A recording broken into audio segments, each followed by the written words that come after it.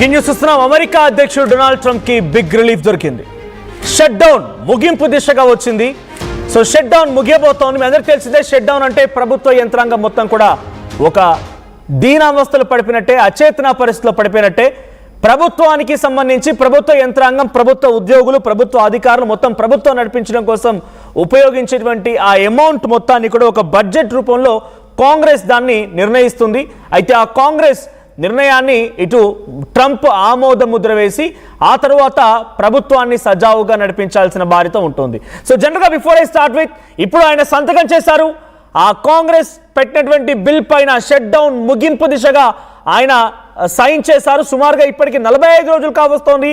అమెరికాలో విమానాలు ఎగరడం లేదు.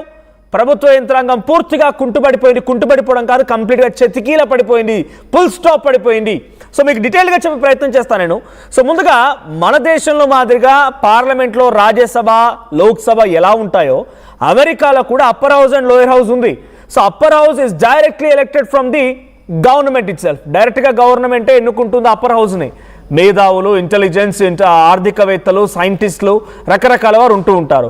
So as it is lower హౌస్లో డైరెక్ట్గా లెజిస్లేటివ్ హౌస్లో పబ్లిక్ ద్వారా ఎన్నుకోబడేవారు ఉంటారు. సో ఇప్పుడు అక్కడ ప్రభుత్వ యంత్రాంగం పనిచేసేటువంటి పని కోసం ఖర్చు అయ్యేటువంటి డబ్బులని అప్పర్ హౌస్ డిసైడ్ చేస్తుంది. అని డైరెక్ట్గా ప్రభుత్వం చేత అంటే ఇంటలెక్చువల్స్, ఎకనామిస్టులు, సైంటిస్టులు, ఇటువంటి ఇంటలెక్చువల్స్ ఉన్నటువంటి ఆ హౌస్ డిసైడ్ చేస్తుంది. సో ఈ ప్రభుత్వం పనిచేయడం కోసం ఇంకో ఈ అధికారికి ఇంత బడ్జెట్ ఉంటుంది, ఈ డిపార్ట్మెంట్కి ఇంత బడ్జెట్, ఈ డిపార్ట్మెంట్కి ఇంత బడ్జెట్, ఇట్లా దీన్ని కాంగ్రెస్ అంటూ ఉంటారు. సో కాంగ్రెస్ డిసైడ్ చేస్తుంది. సో ఆ కాంగ్రెస్ డిసైడ్ చేసే దాంట్లో మొత్తంగా ఇప్పుడు మీకు నేను ఎంతమంది ఓటేస్తారో కూడా చెప్పే ప్రయత్నం చేస్తాను. సో ఈ బడ్జెట్ పైన ఈ ఫైనాన్షియల్ ఫండ్, ఫెడరల్ ఫండ్ అంటుంటారు దీన్ని. సో ఫెడరల్ ఫండ్ అంటే ఫెడరల్ అనే పదానికి అర్థం government. So federal fund government నడవడం కోసం ఉపయోగించే ఫండ్ ఫెడరల్ ఫండ్. ఈ ఫెడరల్ ఫండ్ కోసం అటు రిపబ్లికన్స్ 216 మంది సహకరించారు. దీన్ని ఆమోద ముద్ర వేయండి, ఈ బడ్జెట్ని ముందుకు తీసుకెళ్ళండి అని చెప్పి ఎస్ అని చెప్పిన వారు 222, ఎస్ అని చెప్పిన వారు 222 మంది. దాంట్లో 216 మంది రిపబ్లికన్స్ అండ్ డెమోక్రాట్స్ వచ్చేసి 6 ఉన్నారు. అదే నో అని చెప్పిన వారు 209 మంది.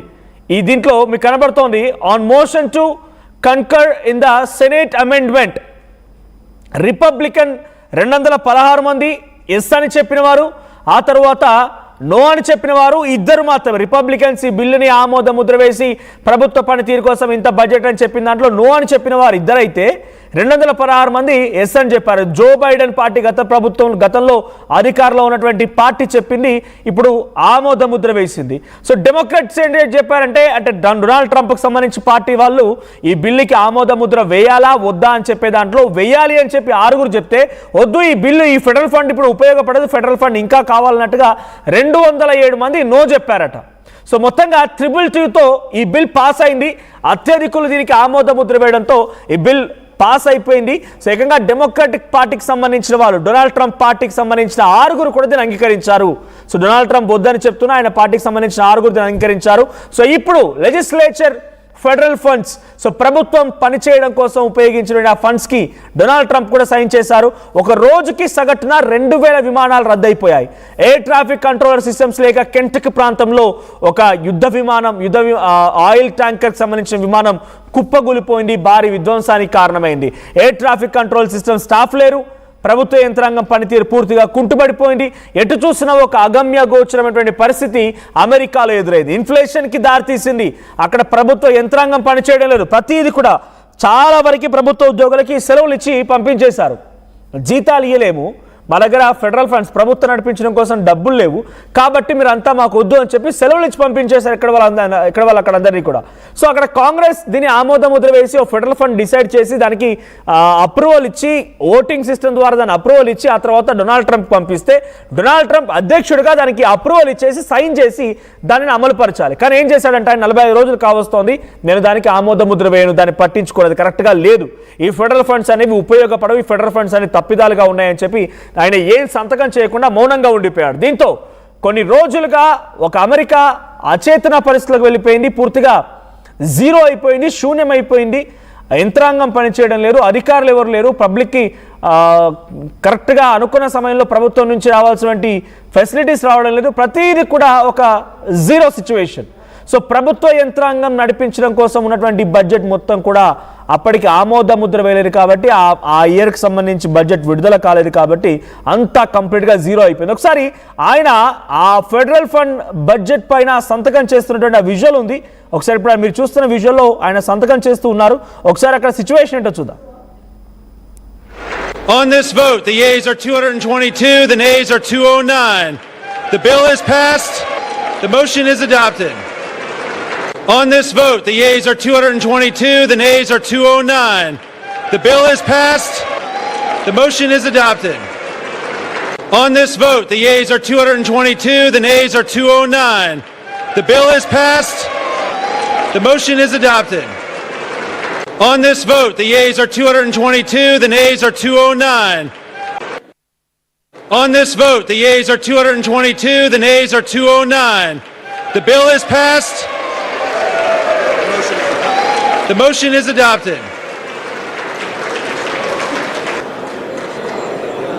Without objection, the motion to reconsider is laid on the table.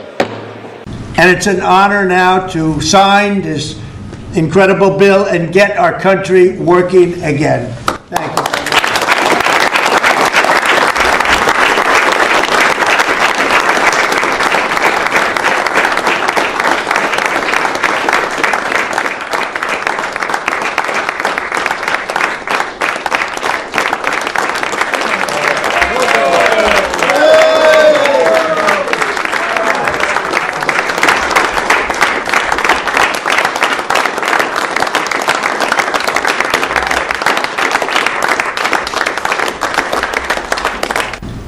Right, అమెరికాలో ఉన్నటువంటి పొలిటికల్ ఈక్వేషన్లో భాగంగానే ఇన్ని రోజుల పాటుగా డొనాల్డ్ ట్రంప్ రిపబ్లికన్ పార్టీ సంబంధించినటువంటి బిల్గా దీన్ని భావించాడు. ఎందుకంటే రిపబ్లికన్ సంబంధించి వారే అత్యధికులు దీనికి ఆమోద ముద్ర వేశారు. జో బైడెన్ పార్టీకి సంబంధించిన వారే దీనికి ఎక్కువగా ఓట్ చేసి ఈ బిల్ని అప్రూవ్ చేశారు. సో నేనెందుకు యాక్సెప్ట్ చేస్తానట్టుగా అహంకారంతో ఆయన ఆగిపోయి ఏకంగా ప్రభుత్వాన్ని అక్కడి దేశాన్నే స్తంభింపజేశారు. విమానాలు ఆగిపోయాయి. అనేక రకాలుగా దీని కాన్సిక్వెన్సెస్ అక్కడ ఆర్థిక రంగంపై పడింది, అక్కడ పబ్లిక్ పై పడింది, అక్కడ ఉన్నటువంటి అనేక వృత్తులపై పడింది. ఒక రకంగా చెప్పాలంటే అమెరికా ఇప్పుడు ఇన్ఫ్లేషన్ దిశగా అడుగులు వేస్తోంది.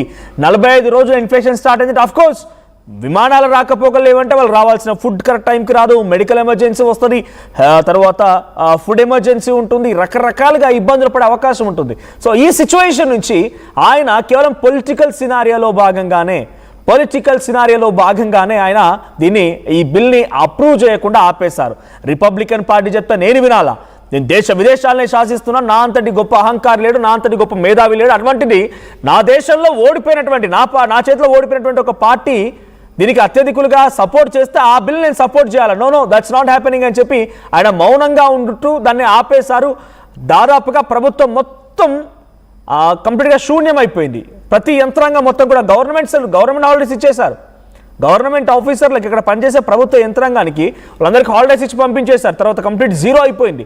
సో ఆ సిచ్యువేషన్ నుంచి ఈ రోజైనా అప్రూవ్ చేశారు. సో అప్రూవల్ తర్వాత అక్కడ కరెంట్ సినారియో ఏంటి, ఎటువంటి విధంగా ఉంది, ఎటువంటి పొలిటికల్ సినారియో చోటు చేసుకుంది, మా ప్రతినిధి యుఎస్ నుంచి మనోజ్ఞ అందిస్తారు మరిన్ని డీటెయిల్స్ చేసి. మనోజ్ఞ, సో అక్కడ సిచ్యువేషన్ ఏంటి? రైట్, ఒక్కసారి మరి కాసేపట్లోనే మనోజ్ఞ అందుబాటులోకి వస్తారు. సో ప్రెసెంట్ అక్కడ సిచ్యువేషన్ ఏంటనేది మనం అర్థమవుతోంది. 2000 విమానాలు ఒక రోజుకి 2000 విమానాలు పూర్తిగా రద్దయిపోయాయి. మరొక సందర్భంలో కంప్లీట్గా అక్కడ ఎయిర్ ట్రాఫిక్ కంట్రోల్ సిస్టమ్స్ లేకపోవడంతో ప్రమాదాలు జరిగాయి. ఆ తర్వాత ఇంకో సందర్భంలో అక్కడ యంత్రాంగం పనిచేయకపోవడంతో చాలామంది పబ్లిక్ కూడా ఇబ్బంది పడ్డారు. మీ అందరికీ తెలిసింది అమెరికాలో ఉంటే బెస్ట్ అడ్వాంటేజ్ ఒకటి ఏంటంటే ప్రతిదీ కూడా ప్రభుత్వం నుంచే వస్తాయి.